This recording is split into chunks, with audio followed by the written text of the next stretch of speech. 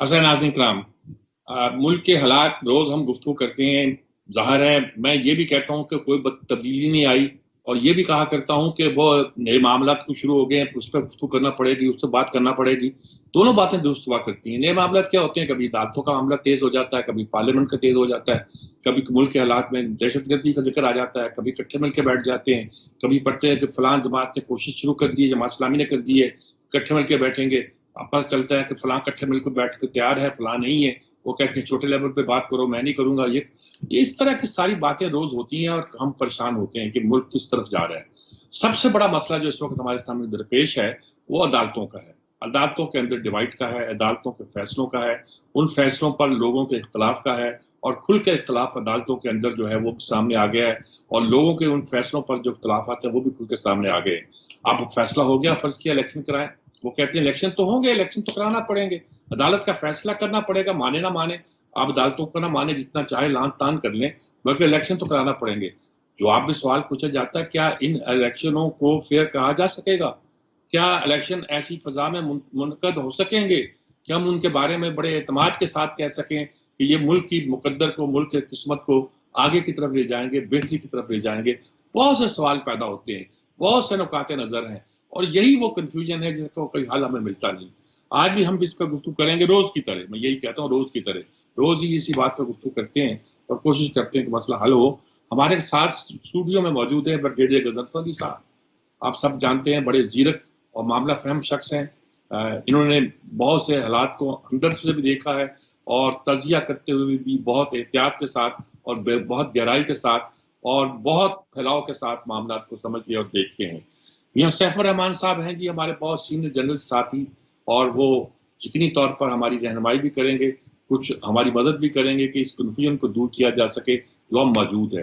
Basic चीज confusion, confusion और confusion है। नवीद चौधरी साहब हमारे बहुत सीनियर जर्नलिस्ट हमारे साथ ही, वो हमारे साथ स्काइप पे मौजूद हैं। और last but not least Shoaib Shaheen साहब, जो कि इस्लामाबाद बात के सदर भी रह चुके हैं, और बहुत कानूनी बात लेकिन एक खास नुक्ता नजर के साथ करते हैं। उनके बाद उनसे पूछेंगे, उनसे भी कोशिश करेंगे रहनुमाई हासिल करने की। ब्रिगेडियर साहब, मैं आप ही से शुरू करता हूँ। क्या अब ये जो अदालतों का मामला आ गया, इसमें ना तो आप लोग आते हैं, ना हम लोग आते हैं, ना कोई और आता है, ना पार्लियामेंट आती है, ना कुछ और आता है, क्या चक्कर पड़ गया अब इस वक्त? बहुत बहुत शुक्रिया मीर साहब, बिस्मिल्लाहिर्रहमानिर्रहीम। मैं एक छोटी सी आपकी इंट्रोडक्शन से एक लीड लूँगा और एक चीज़ ऐड करना चाहूँगा इससे पहले कि अदालतों की तरफ। वो ये है कि आपने एक लफ्ज़ इस्तेमाल किया कुछ कन्फ्यूजन्स का। मैं इसको जिस तरह देख रहा हूँ आज ज़मीनी हक़ाइक़ के तौर पे, उसमें मुझे किसी जगह पे फ़िलहाल कोई कन्फ्यूजन नहीं नज़र आ रहा, बल्कि एक कन्फ्रंटेटिव पॉलिटिकल सिनेरियो जो है, जिसमें आप पॉलिटिक्स को भी शामिल कर सकते हैं, उसमें आप अदालतों को भी शामिल कर सकते हैं, और आप इसमें एस्टेब्लिशमेंट के अदारों को भी शामिल कर सकते हैं। वो क्रिएट हो गया है, हमारी तरफ से कन्फ्यूजन है जी। वो अपनी अपनी जगहों पे खड़े हो गए हैं। मतलब हुकूमत खड़ी हो गई इलेक्शन नहीं कराने। अभी उन्होंने 6 छुट्टियां दे देनी है। 30 अप्रैल की आपने तारीख दी थी, वो 14 मई तक गई है। अब वो लेके जुमेरात से लेके अगले मंगल बुध तक आपका घर अपना मुल्क बंद हो जाएगा, अदालतें भी बंद हो जाएंगी, बैंक भी बंद हो जाएंगे, अदारे भी बंद हो जाएंगे। तो एक और जो है वो एफर्ट करने की कोशिश की जा रही है। उसके साथ साथ आपने देखा इलेक्शन के लिए जो कुछ हुआ, जो अदलिया जो सुप्रीम कोर्ट ने बुलाया, कहा जी आप फंड दो। उन्होंने कहा जी 1400 रुपये के फंड अवेलेबल हैं, हम 21 अरब रुपए देते हैं। उसके ऊपर बयान आ गया कि नहीं, फंड तो नहीं दिए जा सकते। मतलब ये कि हर एक वो प्लेयर जिसने इस पाकिस्तान को तबाह करना है किसी न किसी तरीक़ाकार से, वो अपनी जगह पे अपने स्टांस पे खड़ा हुआ है, और वो समझ रहा है कि वो ही मुल्क का सबसे ताकतवर इंसान है। हुकूमत है वो बिल्कुल एक अभी जो इन कैमरा इजलास हुआ था, या उससे पहले जो एक असम्बली में इजलास हुआ था, जिसके ऊपर फिर कंबाइंड इजलास बुलाया गया था, उसमें पार्टीज ने कह दिया कि जी हम, एक ने कहा इलेक्शन कराओ, उसने कहा जी ये कहा ये जा रहा है बेयाना तौर पे कि एक पार्टी का नहीं, इलेक्शन नहीं कराओ, इसी तरह चलो जिस तरह चल रहे हो। तो एक चीज़ तो कन्फ्यूजन सेट के सामने आ गई है, वो ये है कि तमाम हुकूमत और हुकूमत के साथ जितने अदारे मिल के खड़े हुए, उन्होंने इलेक्शन नहीं होने देने। उनका 1 पॉइंट एजेंडा है, नो है। और उनमें से तमाम लोग they are not bothered about the Pakistan economic, physical या पॉलिटिकल सिचुएशन। वो अपने अपने स्टांस को लेके, अपने अपने डंडे को लेके चल रहे हैं। اب عدلیہ جو ہے، عدلیہ کوشش یہ کر رہی ہے جو آج ہے کہ کس طرح آپ کانسٹیٹیوشن کے ریلم میں رہ کے کانسٹیٹیوشن کو مد نظر، کیونکہ حکومت تو کانسٹیٹیوشن کو بلڈوز کر رہی ہے. عدلیہ نے جو اپنی شکل بنا لی ہے، لڑ جھگڑ کر ڈنڈے کر کے، قانونی شکل جو بھی ہو، لوگوں کو نظر نہیں آتا کہ یہ عدلیہ بول رہی ہے، سپریم کورٹ بول رہے ہیں، وہ سمجھتے ہیں 3 جج بول رہے ہیں. سر یہ تو یہ وہ چیز ہے جو کریٹ کی گئی ہے نا، لیکن جب آپ نے ایک بینچ بنا دیا اور اس میں آٹھ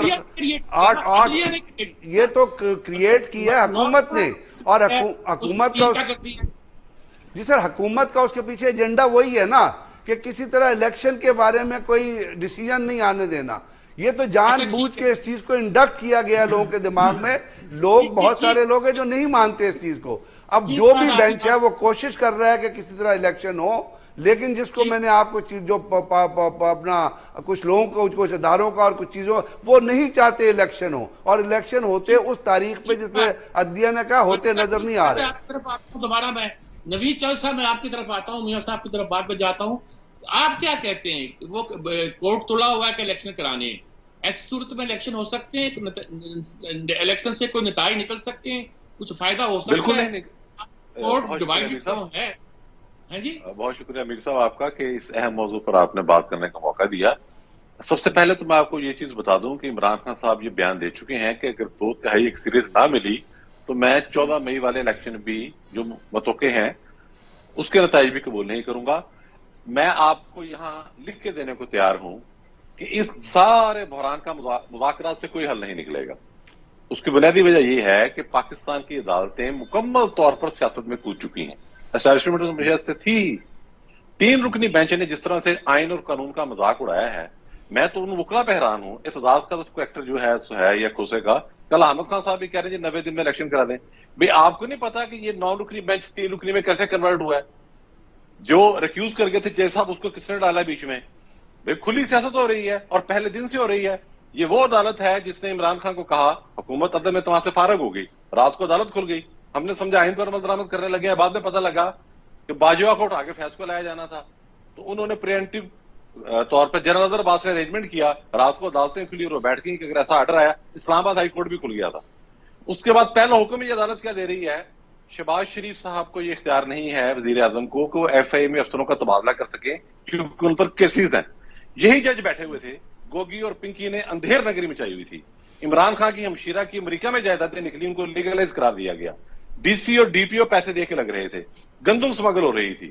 ایک سے بڑا ایک سکینڈل آ رہا تھا رنگ روڈ سے لے کر، کبھی کسی کے کان پر جو تک نہیں رنگی. انہوں نے حکومت پر اسی دن حملہ کر دیا. پھر جب آپ آئین ری رائٹ کر دیتے ہیں، دیکھیں میں ایک ادنا سا صحافی ہوں، آپ کا تو جو تجربہ اتنا زیادہ ہے. آئین ری رائٹ نہیں ہوا بھائی، آئین سبوتاج کیا ہے عدالت نے، اور پہلی مرتبہ نہیں ہوا. ہم رو رہے تھے سجاد علی شاہ کو کہ یار وہ بڑا بدبخت آدمی تھا. پھر افتخار چودھری ہے، اس نے لینے کی دینے کر دی جناب. پھر جو ثاقب نثار آیا، اس نے اگلے پچھلے کڑاکے نکال دیے. جو اس کو آئی ایس آئی نے کہا، ادھر فیض کا آرڈر آیا، کرنل وسیم لاکر نے کہا یہ کرنا ہے، اس نے نہ قانون دیکھا نہ قاعدہ دیکھا، جگہ چھپے مارتا پھر رہا ہے. اگلا معاملہ ہے تو اس کو بھی لے دے کے چلا گیا. بنیادی طور پر یہ ایک طاقت کی لڑائی ہے جس میں سیاسی جماعتیں کمزوری کا مظاہرہ کر رہی ہیں. کسی مذاکرات سے اس کا کوئی حل نہیں نکلے گا. ہر بندے کے انٹرسٹ اپنی جگہ فکس ہو چکے ہیں. اگر آپ کے اندر طاقت ہے، آپ کے اندر صلاحیت ہے، آپ سڑکوں پر آ سکتے ہیں، آپ روڈ کو گرما سکتے ہیں تو انصاف بھی لے لیں. آپ جتھا لے کے جا سکتے ہیں تو آپ بیل بھی لے لیں. آپ کو گھر بیٹھے بیل بھی ملے گی، جج آپ کا انتظار بھی کریں گے. اگر آپ نے یوں کرنا ہے تو مزید جوتے کھانے کے لیے تیار ہو جائیں. یہ طاقت کی لڑائی ہے. اس کو آپ ابھی اس اسٹیج پر کہہ دیں کہ ابھی یہ سویلائزڈ خانہ جنگی ہے، کہ صرف سڑکوں پر آنے والا معاملہ. اگلا معاملہ کب آئے گا؟ جس طرف اداروں نے اس ملک کو ڈال دیا ہے. یاد دیکھیے جو کچھ کر رہے ہیں یہ کہاں کا آئین ہے، یہ کہاں کا قانون ہے؟ آپ اندازہ کریں کہ 70 فیصلے 3 جج بیٹھ کے دے رہے ہیں. میاں سیف الرحمان صاحب آپ کیا کہیں گے اس مسئلے پر؟ صرف ایک جملہ میں عرض کروں. جی بات کر لیں آپ. سے بڑا کوئی جرم ہو نہیں سکتا. عدلیہ میں بینک فکسنگ سے بڑا کوئی جرم ہو ہی نہیں سکتا. یہ کبھی ترین جرم ہے. اس کا تو اس طرح کھلے طریقے سے وہ اظہار کر رہے ہیں اور اس کا عمل اس پہ کر رہے ہیں کہ پیچھے رہی کچھ باقی نہیں گیا. تو یہاں کون سا قاعدہ قانون ہے؟ جب ادارے قاعدہ قانون نہیں مارے تو آپ کس قاعدہ قانون کی بات کر رہے ہیں؟ صحیح. اچھا میر صاحب، آپ نے مجھے سوال کیا کہ میں اپنی اوپینین دوں. اس میں دیکھیں ابھی تک گزشتہ 75-76 سال میں جو پریکٹیکلی گراؤنڈ پہ آن گراؤنڈ چیزیں دکھائی دی ہیں، اس میں 1-2 ادارے تو بالکل منہ زور ہو گئے تھے اگینسٹ دی پارلیمنٹ. تو پارلیمنٹ بوجود اپنی کمزوریاں، اپنی ان فائٹنگ، اپنی نلائکیاں یا الیکٹیبلز کی آپس میں وہ چپ کلشیں، وہ اپنی جگہ، یا پارٹی بازی جو چلتی رہی ماضی میں، وہ جو رفٹ یا فرکشن تھا اس نے بھی پارلیمنٹ کو کمزور کیا. لیکن سیپریشن آف پاورز کا جو قانون تھا، ٹرائیکوٹمی آف پاورز کا، اس کو باقاعدہ بالکل وائلیٹ کر کے دو ادارے تیسرے ادارے کے برخلاف بہت زیادہ منہ زور ہو گئے، اور ان کی مداخلت بھی ہوتی رہی، اور انہوں نے خود کو ایسے اختیارات تفویض کر لیے کہ جیسے مثلا ہم کسی محفل میں بیٹھے ہوں تو وہاں کوئی کیمسٹ بیٹھا ہو، کوئی قانون دان بیٹھا ہو، کوئی صحافی بیٹھا ہو، تو ہر ایک کہتا ہے کہ دنیا کا ہر ایک زاویہ وہی ہے جو میرے پروفیشن کے ساتھ منسلک ہے. یعنی چیزوں کو دیکھنے کا ایک جو کیمیا دان ہے وہ سمجھتا کہ ہر انسان ایک کیمسٹری کی مار ہے. اچھا، قانون دانوں کے اندر بھی ایک ہمارے ہاں ایک زوم سا آ گیا، اور پرٹیکولرلی وہ جو فیصلہ ساز قانون دان کہ اس کائنات کے اندر، یہ جو ہماری محدود سی کائنات ہے، اس میں جو کچھ بھی ہو رہا ہے، مطلب کسی کے گھر کے اندر کو امور خانہ داری میں بھی مداخلت کی جا سکتی ہے.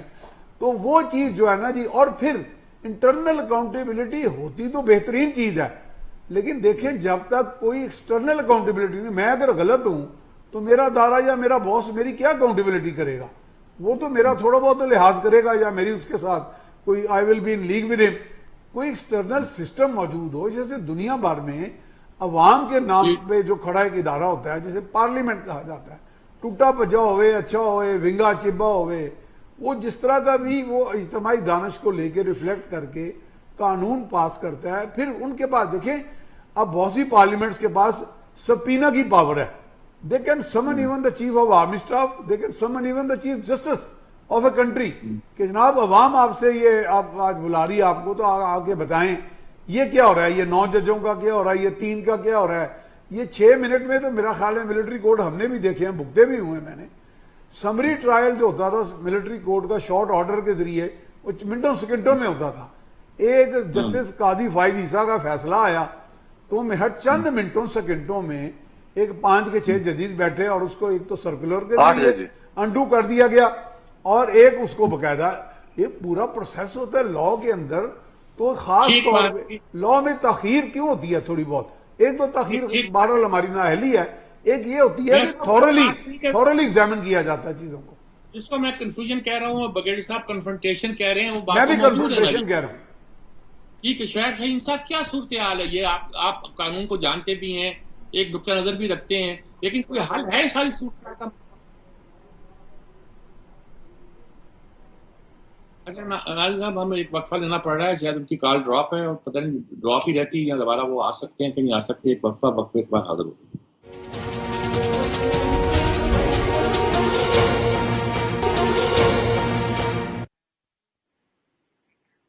یہ ناظرین کرام، دیکھیے بات تو وہی پھیل گئی. ہمارے 2 ساتھی زیادہ کہہ رہے ہیں کہ عدالتوں کا قصور ہے. بریگیڈیئر صاحب اگر البتہ اس بات پر اسٹار کر رہے ہیں کہ حکومت الیکشن کرانا نہیں چاہتی اور اس سے بچنا چاہتی، یہ بات بھی غلط نہیں ہے. اور ان کا کہنا ہے کہ شاید الیکشن پاکستان کے مفاد میں نہیں ہے. آصف علی زرداری صاف کہہ چکے ہیں کہ اس وقت الیکشن جو ہے الگ الگ ہونا اور فوری طور پہ ہونا، یہ پاکستان کے مفاد میں نہیں جہاں ہم جا رہے ہیں. مجھے نہیں پتا کیا صورتحال ہے. الیکشن کراؤ تو مسئلہ، نہ کراؤ تو مسئلہ. لیکن ایک مسئلہ تو موجود ہے کہ جس طرح عدالت نے حکم دیا ہے کہ الیکشن کرا دو، اور دوسری طاقتیں الیکشن کرانا مثال کے طور پر بریگیڈیئر صاحب کی رائے کے مطابق نہیں چاہتی. اس میں الیکشن اگر ہو جائیں گے اور جو بھی صورتحال پیدا ہوئی ہے، جو بھی ادارے کوآپریٹ نہیں کر رہے، چھٹیاں ہو رہی، جو ہو رہی، یہ ہو رہا ہے، کیسی صورت میں الیکشن کی کیا اہمیت ہوگی اور کیا پاکستان اس بحران سے نکل سکے گا؟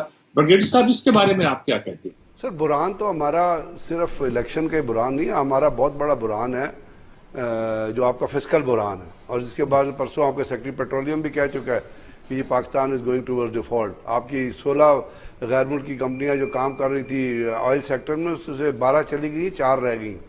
تو بحران تو اس طرح ختم نہیں ہوگا. بحران ختم کرنے کے لیے ہمیں 2 چیزیں نیشنل لیول یا انڈیویجول لیول یا پولیٹیکل لیول یا انٹلیکچوئل لیول پہ کرنی پڑیں گی.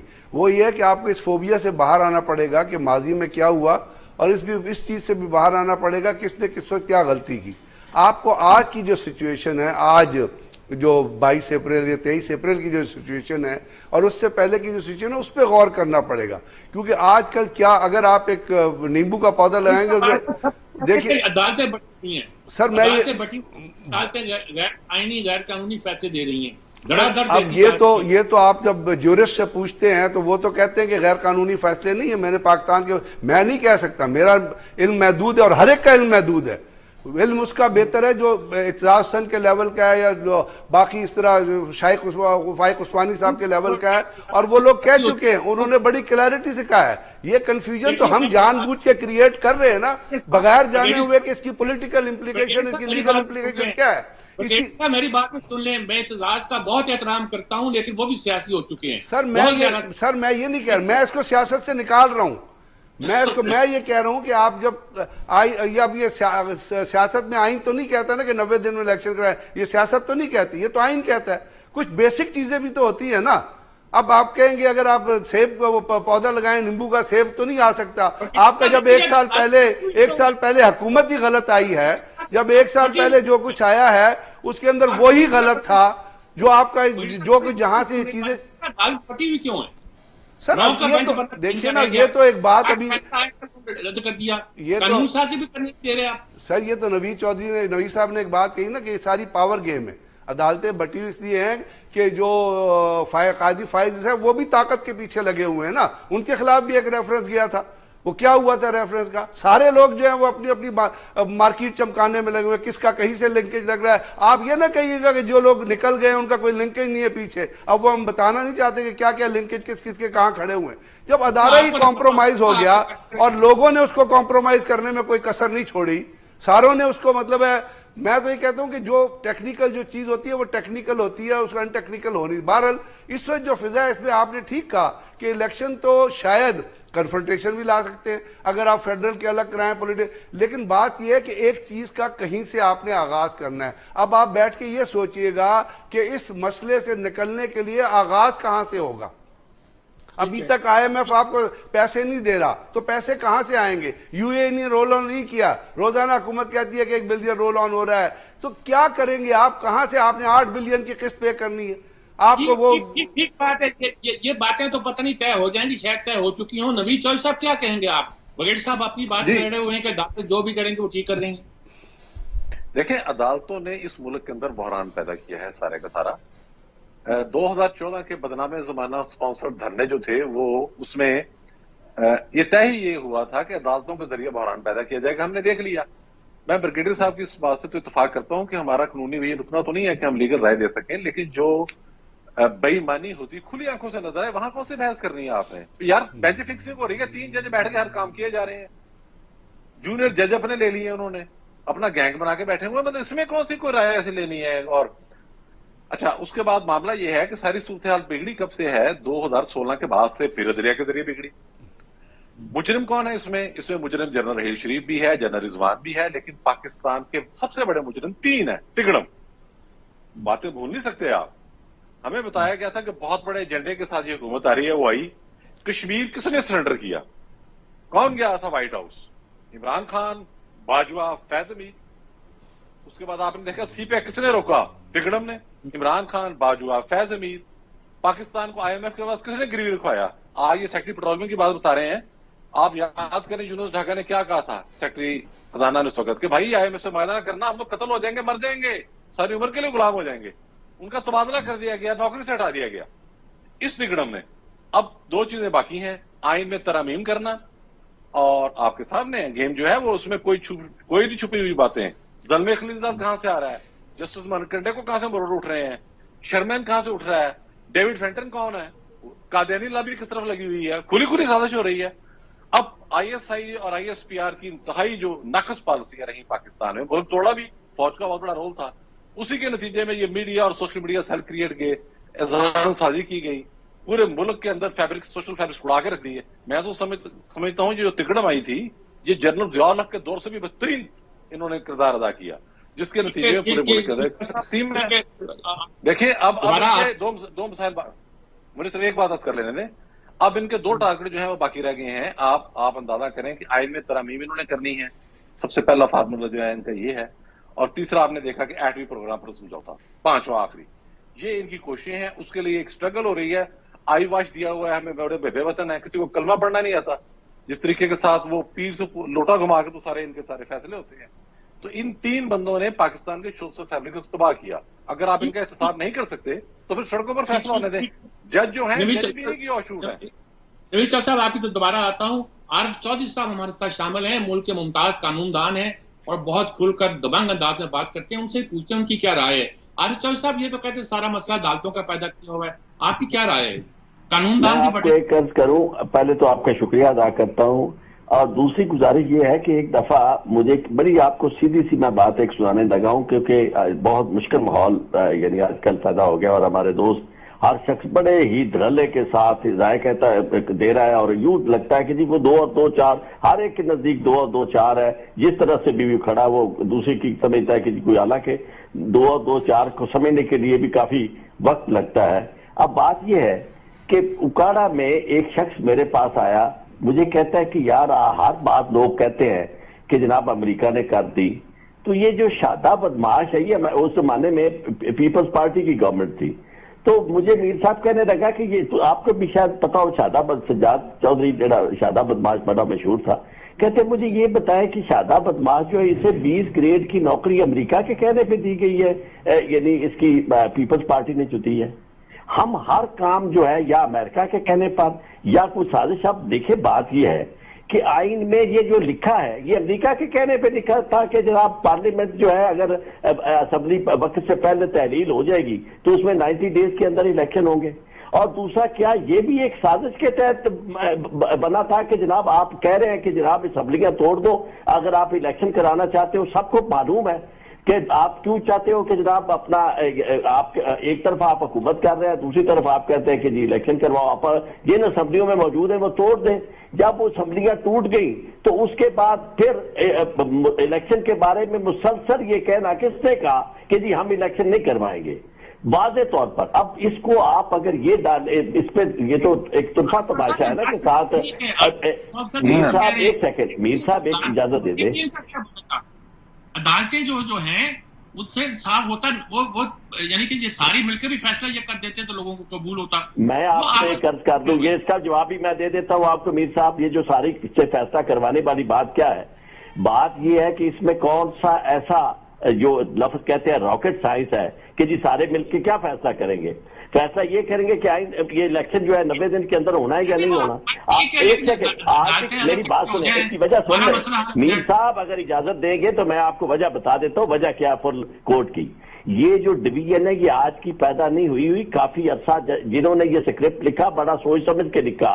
انہوں نے یہ طے کر لیا کہ پہلے یعنی عدالت کے اندر معاملات کو خراب کرنے کے لیے قاضی صاحب کے خلاف آیا ریفرنس. قاضی صاحب جو تھے انہوں نے اپنی پھر ایک پوزیشن لے لی, اور اسی طرح چیف جسٹس نے اپنی ایک پوزیشن لے لی, اور اس کے بعد پھر جج صاحبان جو تھے وہ پوزیشن دیتے رہے. اور الٹیمیٹلی جب یہ صورتحال دیکھ لی گئی تو پھر یہ کہا گیا کہ اب آپ میں فکر کی کوئی ضرورت نہیں ہے, ہمارے اندر ایسے لوگ موجود ہیں. آپ نے بیان نہیں وزیر قانون کا پڑھا, وزیر قانون نے سنا, انہوں نے کہا کہ جناب میں معافی مانگتا ہوں کہ جی میرے غلطی سے جناب یہ جو 2 جج آ گئے. اور اس سے پہلے شہباز شریف صاحب نے یہ کہا کہ جناب چیف جسٹس صاحب آپ ہمارے کیس ان جج صاحبان کے سامنے نہ لگائیں جو ہمارے خلاف فیصلہ کرتے ہیں.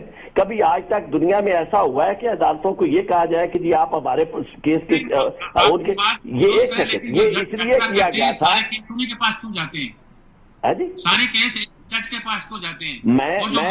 میں آپ کی اس بات سے ایگری کرتا ہوں. میں اس بات سے سن لیں, آپ کی یہ بات درست ہے کہ جی سارے, لیکن بات یہ ہے کہ کیا اس کو آپ نے آرٹیکل 184(3) جو ہے اس کا اعتراض اس وقت کیوں نہیں کیا گیا جس وقت یہی بینچ تھا جب یہ کیس سن رہا تھا, اس وقت جب اسمبلیت یعنی توڑی تھی انہوں نے اور سودی صاحب کا معاملہ چل رہا تھا, اس وقت کسی نے یہ نہیں کہا کہ یہی بینچ کیوں سن رہا ہے. اس وقت کسی نے نہیں کہا کہ جی فل کورٹ جو ہے وہ ریفرنس اتنا بڑا اہم مسئلہ آرٹیکل 69 کے خلاف.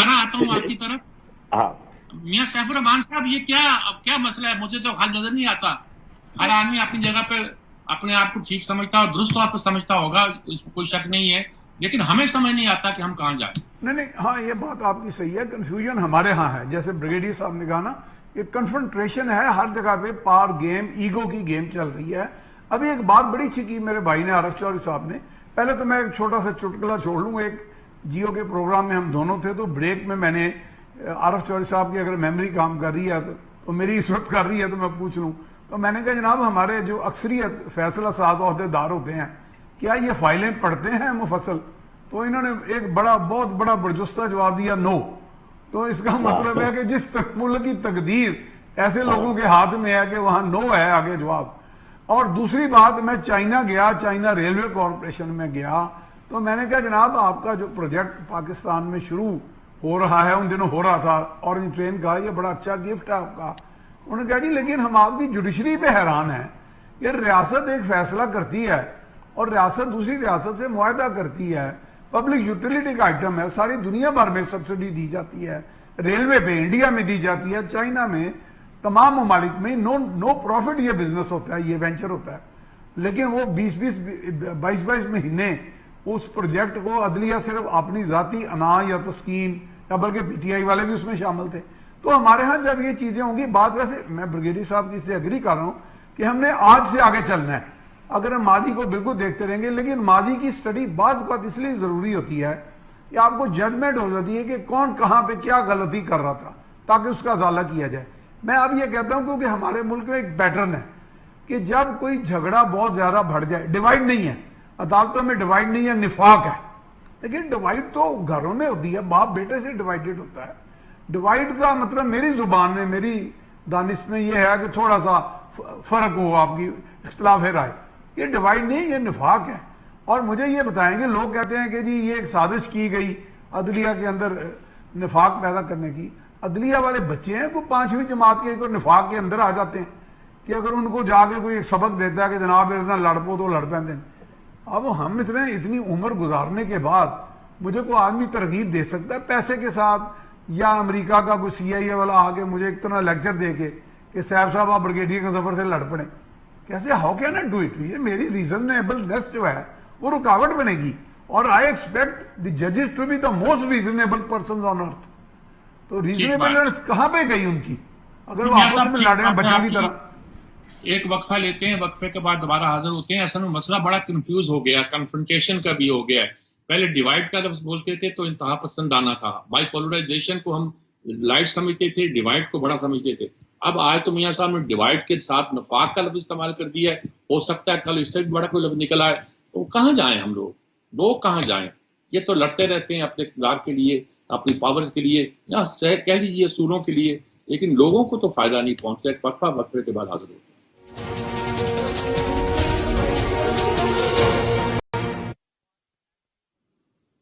ناظرین کرام، بات جہاں تک پہنچی آپ کے سامنے ہے جی، ڈیوائیڈ ہے، نفاق ہے، کنفرنٹیشن ہے، لڑائی ہے، جھگڑا ہے، عدالتوں کو الگ کیا گیا، عدالتوں میں یہ ڈیوائیڈ پہلے سے تھی، دوسرے ادارے لڑ رہے ہیں، بہت سی باتیں ہو رہی ہیں. بغیر صاحب کوئی علاج بتا دیں مجھے. یہ آپ کی بات کو میں بالکل مان لیتا ہوں، کنفرنٹیشن ہے، یہ بھی مان لیتا ہوں کہ کنفیوژن جو ہم کہہ رہے ہیں اس کا بھی ایک مطلب ہے. لیکن مسئلہ یہ کہ اس مسئلے کا حل تو تلاش کرے نا کوئی. آپ سب باتیں کریں. میری نظر میں اس کا حل حکومت کے پاس ہے، اور حکومت کے پاس حل یہ ہے کہ جو بھی کانسٹیٹیوشن جو بھی آپ کا کہتا ہے، سپریم کورٹ کا جو بھی حکم ہے، آپ اس پہ لڑتے رہیے گا ساری عمر آنے والے دنوں میں. اصل مسئلہ میری بات ہے، بغیر صاحب بات سنیے. سپریم کورٹ کا حکم سر آنکھوں پر، جھگڑا تو یہ پیدا ہو گیا کہ سپریم کورٹ کا احترام نہیں ہو رہا. سر میں عرض یہ کرنا چاہتا ہوں، صرف اتنی عرض کر کے کہیں نہ کہیں سے آپ کو اسٹارٹ کرنا ہے. There is always a start point. اب دیکھیے نا، ہم کہتے ہیں کہ جی عمران خان نے کشمیر بھیج دیا، اس نے فلانا کر دیا، اس نے تو 1 سال میں اس حکومت نے کشمیر کیا گین کر لیا؟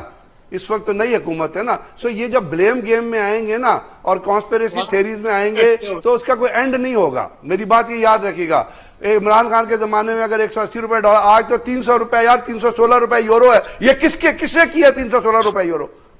آپ ان کو بلیم کیوں نہیں کرتے جو آج انہوں نے تباہی کر کے رکھ دی اس ملک کی؟ اس ملک کا عوام پھر ایک وقتی روٹی نہیں کھا سکتا. آپ ماضی میں پڑے ہوئے ہیں. فیض حمید دیکھیے، ملک صاحب، ویر صاحب، ابھی فیض حمید یہاں پر نہیں ہے. اگر باجوہ ہی نے غلط کیا ہے نا، جس کی وجہ سے آج ہم سفر کر رہے ہیں.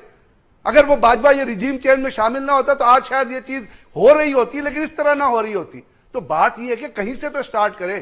ماضی کو رگیڑتے رہیں گے اینڈ آپ کا کچھ بھی نہیں ہوگا. اور اس کے لیے بڑے لوگوں کو بڑا دل کرنا پڑتا ہے، اور اس بڑے دل کا مظاہرہ سپریم کورٹ میں بھی تمام ججز کا پڑھنا پڑے گا. آپس میں اگر نفاق کہہ لیں یا ڈفرینسز کر رہے بڑھا کے، اور عوام بیچارے کچھ نہیں کرتے. We are at the receiving and.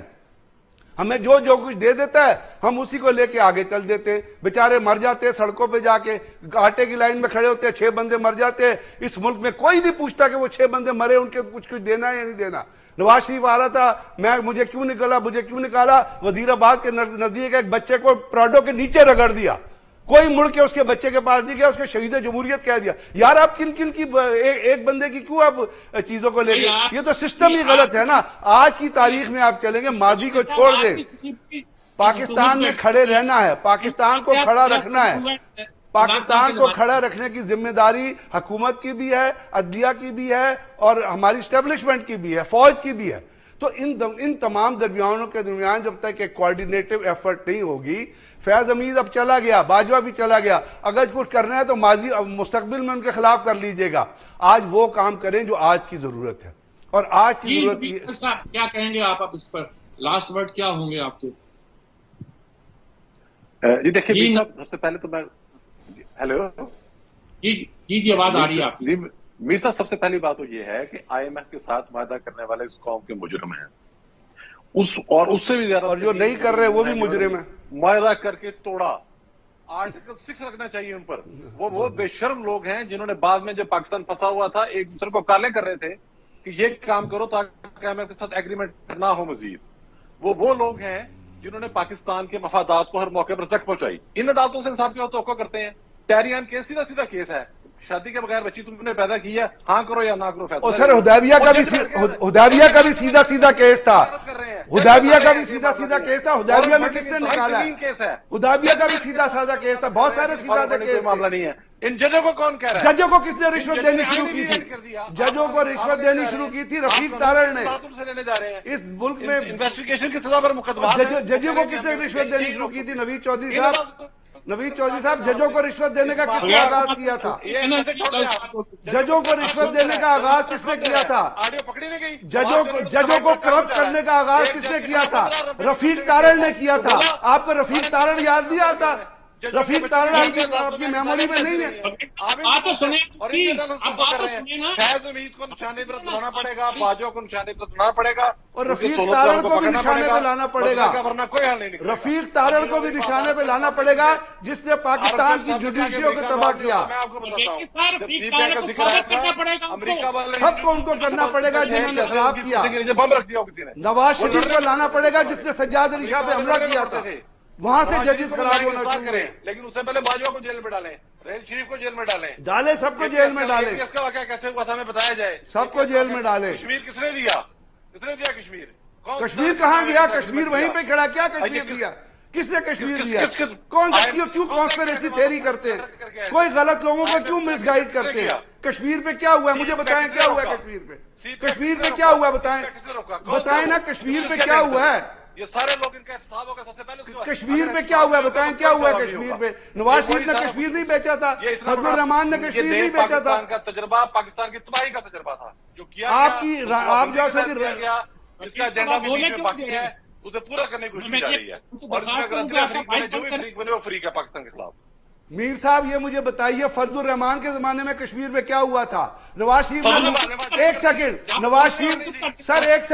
Nawaz Sharif نے نریندر مودی سے جا کے کیا سمجھوتا کیا تھا؟ نواز شریف جب نریندر مودی کی کورونیشن سیریمنی میں گیا تھا اس نے کیا سمجھوتا کیا تھا نریندر مودی سے؟ کشمیر کے اوپر کیوں فائر ہوتا تھا؟ انڈین آرمی کیوں فائر کرتی تھی؟ لوگوں کو کیوں مارتی تھی؟ رفیق تارڑ صاحب کوئٹہ کیوں گئے تھے؟ شہباز شریف کوئٹہ کیوں گیا تھا؟ پنجاب گورنمنٹ کا جہاز کیوں گیا تھا؟ کس نے رشوت دی تھی؟ سجاد شاہ پہ کس نے حملہ کیا تھا؟ آپ ایک سائڈ کو نکال دیتے ہیں, ایک سائڈ کو بلیم کرنا شروع کر دیتے ہیں, تگڑم پگڑم تگڑم شروع کر دیتے ہیں. ان کی تو کارکردگی ایڈٹ ہونا چاہیے. پہلے اگلا کام کرنے سے پہلے عدلیہ اپنی کارکردگی تو بتائیں. یہ کارکردگی کیا کارکردگی آپ کی کیا کارکردگی ہے؟ آپ کی یہ کارکردگی ہے کہ کانسپریسی تھیوری کریٹ کرے. آپ کی کارکردگی ہے لوگوں کو مس گائیڈ کرے. آپ کی یہ کارکردگی ہے. دوسروں سے کارکردگی پوچھتے پہلے اپنی بھی کارکردگی دیکھ لیجیے گا کہ آپ کیا کارکردگی کر رہے ہیں. آپ لوگوں کو مس گائیڈ کر رہے ہیں. سارا ملک انہوں نے چلانا تھا. آپ کو اس بات کا پتا ہے جب فوج میں تھے آپ نے کیا کر لیا؟ آپ نے کیا کیا؟ آپ نے میڈیا میں رہ کے کیا کیا؟ آپ نے کیا تیر مارا ہے؟ کون سا تیر مارا ہے مجھے بتائیں. कौन सा तीर आपने मारा है? बाकी लोगों की भी राय ले लें आप, फिर कोई चलेगा। आपने कौन सा तीर मारा मुझे बता दीजिए। हमने आपकी आपकी आवाज, ये हक की आवाज है। लोगों को ब्लेम करना नेसेसरी हक होता है। हम पर एक की बुराई को छोड़ के दूसरे की बुराई को बयान करना हक होता है। नहीं कर सकते अली, अगर बंद नहीं कर सकते तो मैं मोबाइल बंद कर रहा हूँ। अच्छा मीर साहब, आप क्या कहेंगे इस पे? मीर साहब किसी और देखें, को ये बोलने ये दें। अभी इल्जाम तराशी जो वाकई हो रही है, ये ब्लेम गेम वाकई 76-77 साल से चल रही है, मुतवातर चल रही है। मैं फिर अपनी उसी थ्योरी पे आऊंगा कि कोई किसी को खराब नहीं कर सकता जब वो खराब होने के लिए अंदर से दिल व जान से आमादा ना हो। अगर मैं जज बन के सिर्फ ये सोचूं कि मैंने पैसा कमाना है थ्रू इलीगल मीन्स, अगर मैं जर्नैल बन के ये सोचूं कि पैसा कमाना है थ्रू इलीगल मीन्स, मैंने मीडिया पर्सन बनना है, पैसा कमाना थ्रू इलीगल मीन्स, मुझे इस्तिस्ना हासिल होगा। मेरे पास बंदूक होगी, मैं किसी सेफ पनाह गाह में आमाज गाह में बैठ जाऊंगा, मैं एक्सटॉर्शन मनी किसी को फोन करूंगा। मैंने अपने सामने यहाँ पे मुसल्लह तंजीमों को, बीच में कलदम तंजीमों को लोगों से पैसे बटोरते देखा है। मैं तो कई मरतबा कहता हूँ कि किसी को, किसी बड़े को कहें, तालिबान कमांडर को अपना मनी ट्रेल दे दे, कौन सा जायज काम उन्होंने किया जिसके ऊपर उनकी ये अरबों रुपए की इनकम्स हैं। मौलवी फजलुल्लाह के जो सुसर थे, वो मेरे सुसर के जाती मुलाजम पर्सनल अटेंडेंट थे। जैसे अर्दली नहीं होता है कर्नल का या ब्रिगेडियर का, उनके अर्दली थे वो। मैं उनको टिड्डों से जानता हूँ। इंतहाई गरीब पसमानदा लोग थे और नाउ दे आर ट्रिलियनर्स। यानी कि वो एक्सटॉर्शन मनी है कि मेरे पास बंदूक है, मेरे पास कानून का इस्तिस्ना है, मुझे कोई पूछ ही नहीं सकता। तो ये कुछ हमारे यहाँ इन इस्तिस्नाओं से निकले। मेरे पास एक तजवीज़ है, वो कि लोग मेरे दोस्त पसंद नहीं करेंगे। देखें, मुल्क में हमारा जो मुआशरती हैयत तरकीबी है ना मुआशरे की, उसमें जब बहुत ज़्यादा झगड़ा बढ़ जाए तो 2-3-4 बड़ों को बीच में डालना पड़ता है। देखिए, एस्टेब्लिशमेंट अब भी बड़ी है, उसको मेरे हाल पाकिस्तान की मेजॉरिटी तमाम कुछ चंद एक लोगों को निकाल के अब भी समझती है कि वो उनके पास कुछ इख्तियार भी है, लेवरेज भी है, बात मनवाने की भी ताकत है। तो वो अगर इसमें इस मामले में मुल्क के अंदर एंटेगोनाइजेशन खत्म करने के लिए वो अगर न्यूट्रल ना हो तो ज्यादा बेहतर होगा, एंटेगोनाइजेशन खत्म करने के लिए। ये मैं कह रहा हूँ। लास्ट वर्ड आप क्या कहेंगे? झगड़ा बहुत बढ़ गया है, कुछ रास्ता निकाल दें आप हमारे लिए।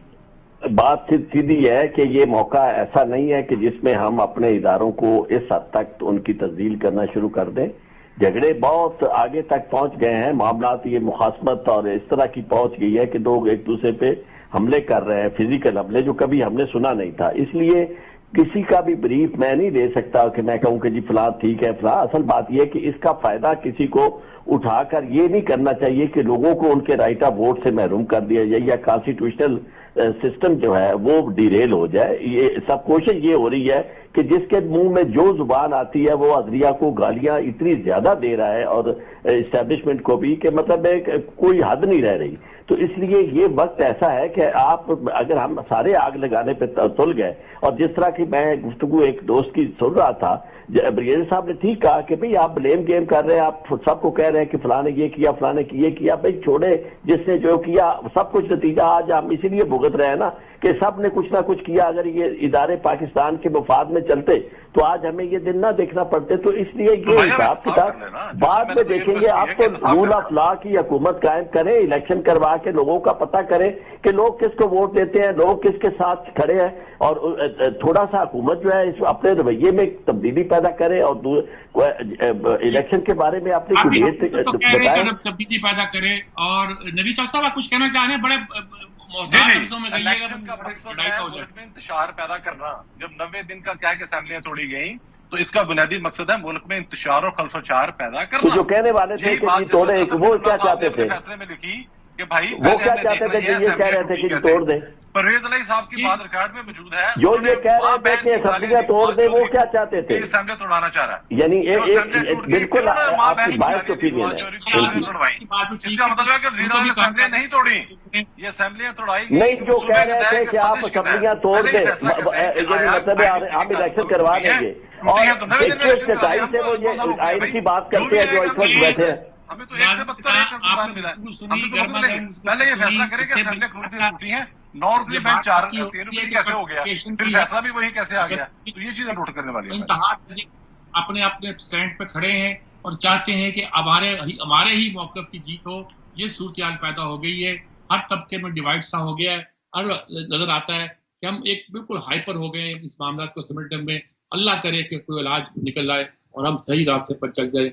इसी के साथ इजाज़त चाहता हूँ। अल्लाह हाफ़िज़।